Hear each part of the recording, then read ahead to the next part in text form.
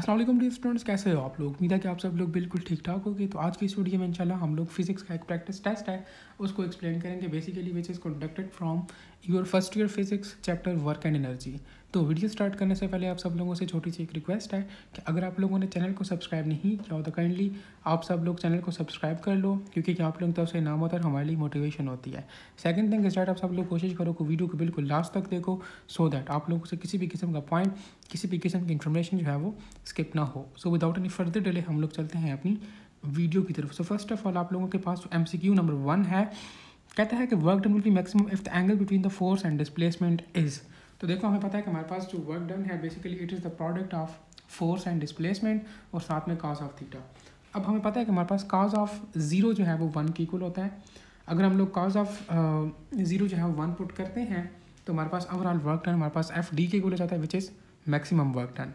अब अगर हम लोग 45 और 180 को देखें, ठीक है, कॉस ऑफ 45 और 180 की हमारे पास वैल्यूज़ नेगेटिव में आ जाती हैं, ठीक है, तो हमारे पास मैक्सिमम वर्क डन नहीं होता। अगर हम लोग कॉस ऑफ 90 पुट करते हैं तो हमारे पास हमें पता है कि कॉस ऑफ 90 हमारे पास 0 के इक्वल होता है, सो हमारे पास ओवरऑल वर्क डन 0 हो जाता है।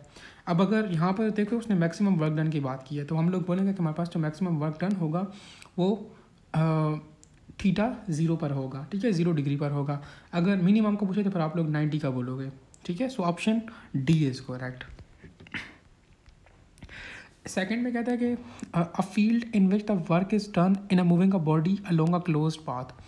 कहता है कि ऐसी फील्ड जिसमें हम लोग जो है वो बॉडी को जो है वो उस पर वर्क डन करें, ठीक है, किसी क्लोज पाथ के अंदर, तो वो 0 हो जाए, तो ऐसी फील्ड को हम लोग कंजर्वेटिव फील्ड कहते हैं, ठीक है। आप लोग ये चीज़ हमेशा अपने ध्यान में रखो कि हमारे पास कंजर्वेटिव फील्ड में हमेशा वर्क डन 0 होता है, ठीक है, क्योंकि डिस्प्लेसमेंट 0 हो जाती है ना, so that is why option B is correct. Third में कहता है कि when the force is parallel to the direction of motion of the body then the work done on the body is. देखो अब पैरेलल की बात करें तो हमारे पास पैरेलल के केस में हमारे पास थीटा जो है वो 0 के इक्वल होता है, और हमें पता है कि कॉस ऑफ 0 जो है वो 1 के इक्वल होता है, सो दैट इज हमारे पास जो वर्क डन जो है वो FD के इक्वल ही आ जाता है, ठीक है, जो कि हम लोग MCQ नंबर 1 में डिस्कस कर चुके हैं already. Option D is correct. Fourth में कहते हैं कि which one of the following type of the force can do not work on the particle on which it acts. देखो हमारे पास जो सेंट्रीपिटल फोर्स होती है, अगर ये किसी पार्टिकल के ऊपर एक्ट करे तो हमारे पास उस पार्टिकल पर कोई भी वर्क डन नहीं होगा। क्यों? सेंट्रीपिटल फोर्स हमारे पास बॉडी को कंपेल करती है to move in a circle. देखो फिर जब सर्कल में बॉडी मूव करती है उसकी स्टार्टिंग और एंडिंग पोजीशन सेम हो जाए तो हमारे पास डिस्प्लेसमेंट 0 हो जाती है, और जब डिस्प्लेसमेंट 0 हो तो हमारे पास ओवरऑल वर्क डन 0 हो जाता है। सो दैट इज हम लोग बोलते हैं कि सेंट्रीपिटल फोर्स जो है वो अगर किसी पार्टिकल पर या किसी बॉडी पर एक्ट कर रही है तो उस बॉडी का जो है वो वर्क डन 0 होगा हमेशा। Option D is correct. Fifth में कहता है कि if a body of a mass 2 kg is raised vertically through the 2 metre then the work done will be. तो सिंपल आप लोग वर्क डन के लिए यहाँ पर MGH पुट करोगे, ठीक है, मैस आप लोगों को गिवन है, हाइट भी गिवन है, और जी आपको पता है कि वो 10 होती है। आप लोग जस्ट सिंपल वैल्यूज पुट करो तो आप लोगों के पास जो है वो 39.2 जूल जो है वो वर्क आ जाएगा। Option C is correct. 6 में कहता है कि an elevator weighing 3.5 × 10⁻⁻6 newton is raised to the height of 1000 metre in the absence of friction then the work done will be.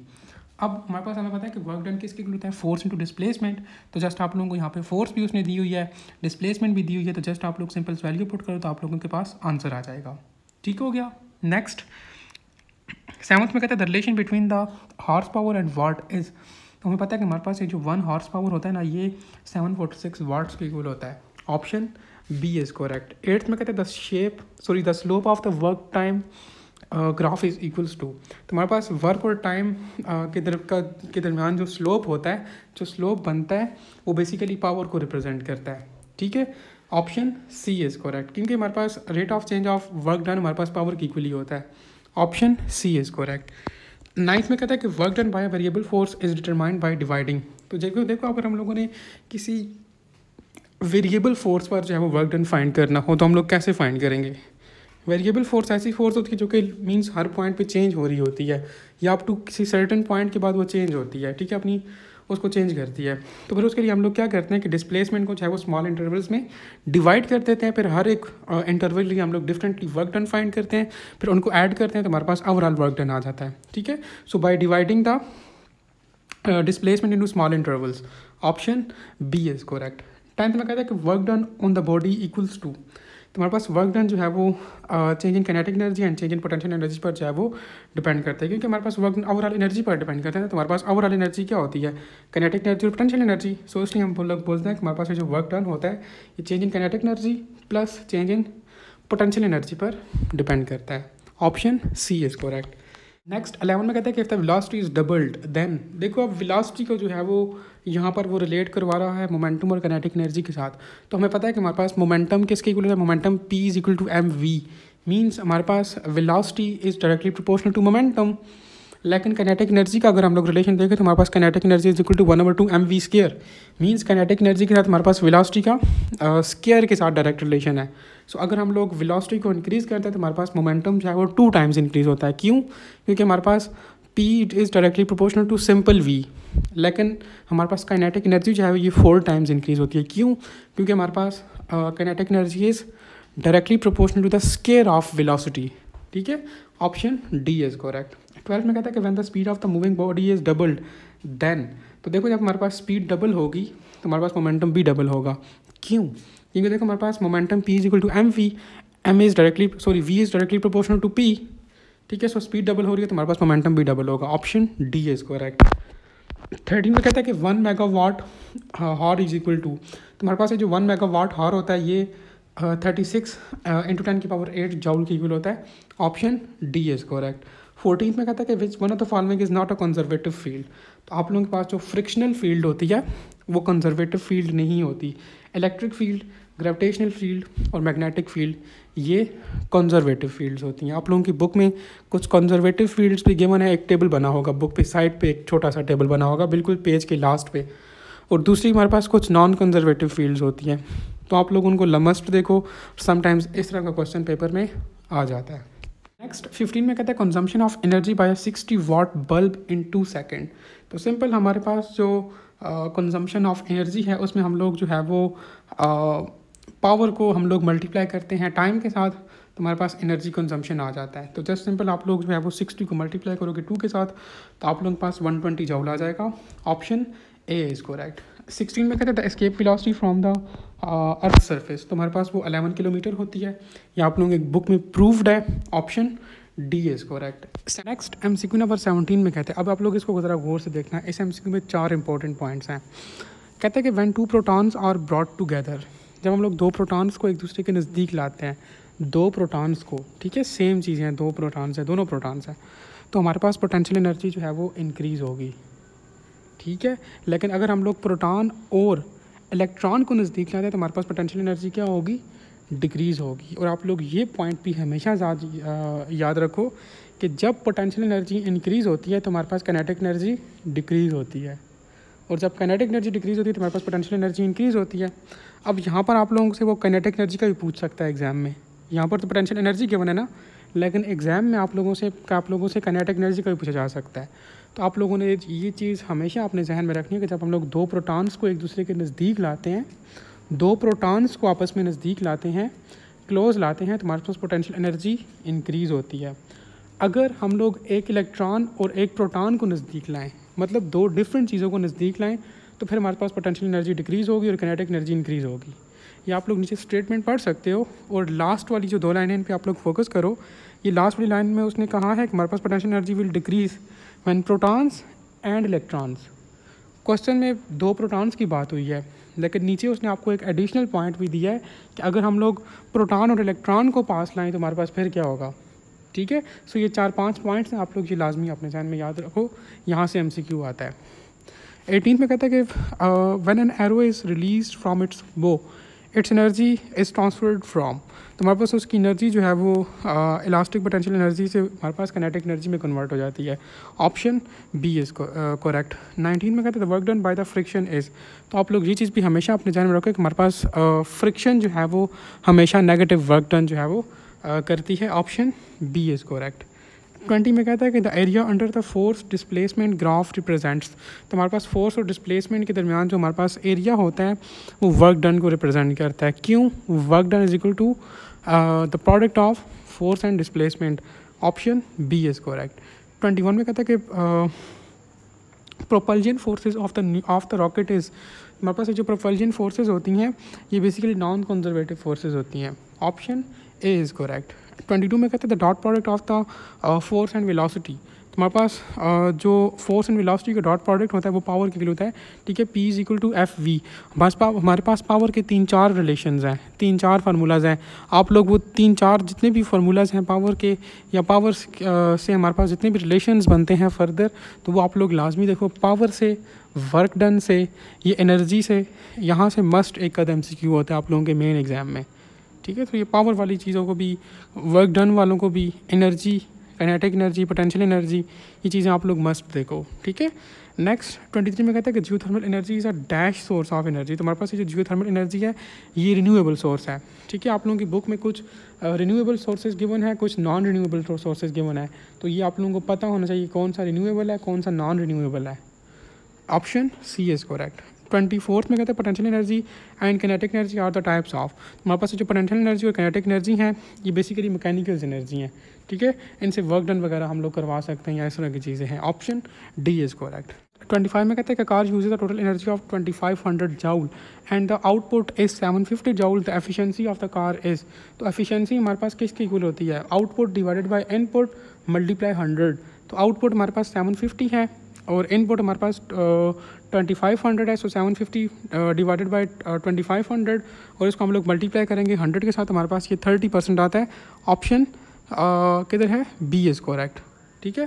तो आप लोग एफिशिएंसी इस तरह से फाइंड करते हो। नेक्स्ट 26 में कहते हैं a car travels a distance of 15 kilometre with the constant force of 500 Newton, it's work done. तो हमारे पास वर्क डन का हमें पता है कि हमारे पास अब इसमें हमारे पास वर्क डन सिंपल वही है ना, एफ डी की इक्वल है। लेकिन इसमें आप देखो आप लोगों के पास जो डिस्टेंस या डिस्प्लेसमेंट है वो उसने जो है वो किलोमीटर्स में दी हुई है।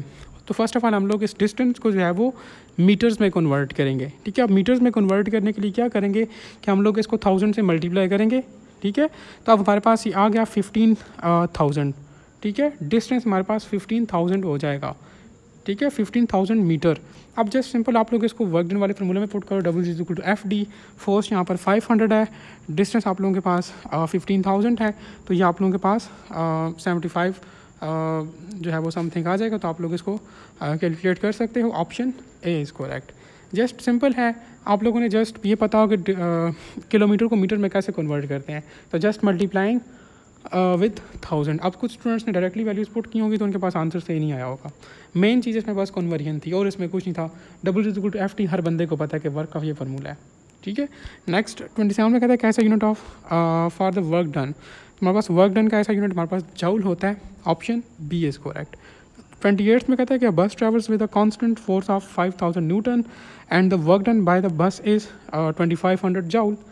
अब उसने आप लोगों को फोर्स दी हुई है और साथ में वर्क डन का बताया कि उसने कितना वर्क डन किया है। फिर आपसे पूछता है कि इस बस ने डिस्टेंस कितना कवर किया है, तो आप वही फार्मूला यूज़ करोगे वर्क डन वाला, W is equal to F D. अब डिस्टेंस आप लोगों ने फाइंड करना है, तो आप लोग इस इक्वेशन को डिस्टेंस के लिए जो है वो या डिस्प्लेसमेंट के लिए जो है वो अरेंज कर लो, ठीक है।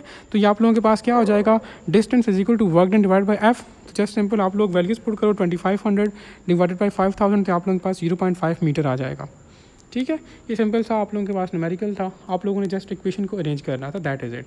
बैकग्राउंड पर वॉइसेस को इग्नोर किया करो, ठीक है।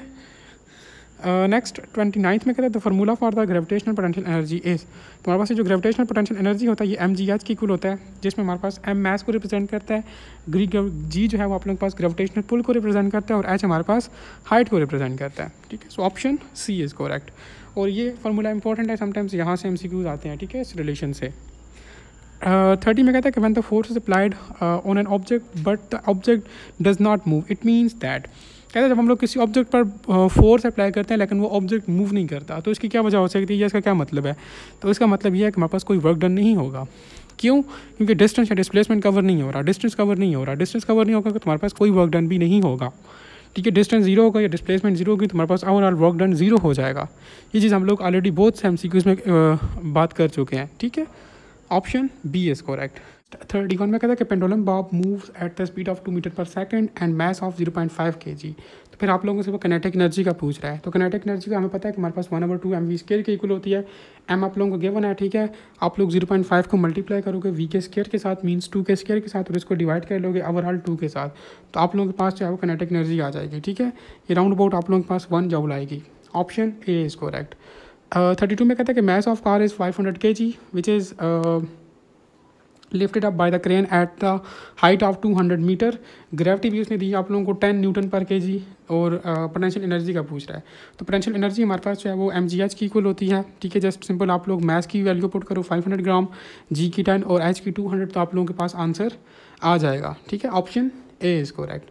33 में कहता है कि girl accidentally dropped her mobile phone from the balcony if the mass of the mobile phone is 0.6 kg and the height from where the mobile phone was dropped is 120 metre. Keeping in front the gravitational pull of the earth, means वो यहाँ पे जी की बात कर रहा है, ठीक है। तो हमारे पास कहता है कि पोटेंशियल एनर्जी क्या होगी। तो हमारे पास पोटेंशियल एनर्जी हमें पता है कि हमारे पास ये mgh की इक्वल होती है।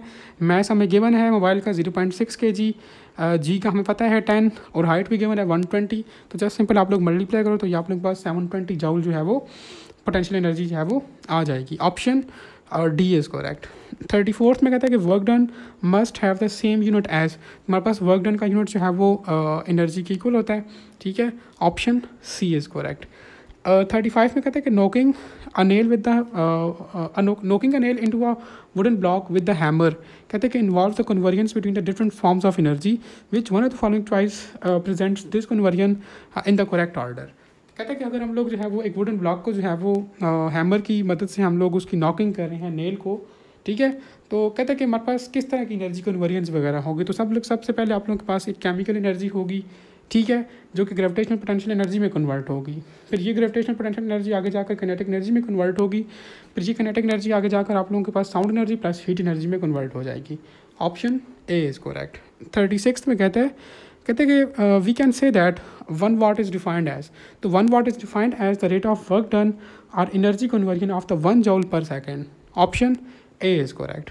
37 में कहता है कि if the bulb uses the energy of 100 joule and remains on for 25 seconds, the power consumed by the bulb will be, ठीक है, बल्ब है ये, सॉरी। तो बल्ब हमारे पास पावर की बात करें तो हमें पता है कि हमारे पास power is equal to work done divided by time. Work done यहाँ पे गिवन है विच इज़ 100, और टाइम भी हमें गिवन है विच इज़ 25 सेकंड्स। तो आप लोग जस्ट सिंपल 100 को 25 पे जो है वो डिवाइड करोगे तो आप लोगों के पास जो है वो 4 वाट्स जो है वो आंसर आ जाएगा। Option B is correct. 38 में कहते हैं कि एनर्जी कैन नॉट बी, तो एनर्जी को हम लोग क्रिएट भी नहीं कर सकते, डिस्ट्रॉय भी नहीं कर सकते, ठीक है, लेकिन इसको हम लोग एक फॉर्म से दूसरी फॉर्म में कन्वर्ट कर सकते हैं। So option D is correct. Energy can not be created और डिस्ट्रॉयड। 39 में कहते हैं कि an object has the potential energy of 500 joule with the mass of 25 kg and gravity of the 10 Newton पर kg। हाइट क्या है object की, height का पूछ रहा है, तो वही हम लोग पोटेंशियल एनर्जी वाला फॉर्मूला यूज़ करेंगे, ठीक है, which is equal to mgh। तो यहाँ पर अब हम लोगों ने हाइट फाइंड करनी है, तो हाइट के लिए हम लोग इक्वेशन को अरेंज कर लेंगे। तो हमारे पास height is equal to potential energy divided by mg। तो आप लोग जस्ट सिंपल पोटेंशियल एनर्जी की जगह 500 पुट करो, मैस 25 है और g 10 है, तो आप लोग जस्ट सिंपल उसको मल्टीप्लाई एंड डिवाइड करो तो आप लोगों के पास ये 2 मीटर आंसर आएगा। Option C is correct. 40 में कहता है कैसा यूनिट ऑफ पावर इज़, तो हमारे पास जो पावर है इसका ऐसा यूनिट जो है वो वाट है। Option B is correct. So ये था आप लोगों के पास फिज़िक्स का practice test from chapter work and energy. उम्मीद है कि आप लोगों ने काफ़ी कुछ सीखा होगा। स्टिल कोई क्वेश्चन वगैरह तो आप लोग कमेंट सेक्शन के अंदर पूछ सकते हो। Thank you.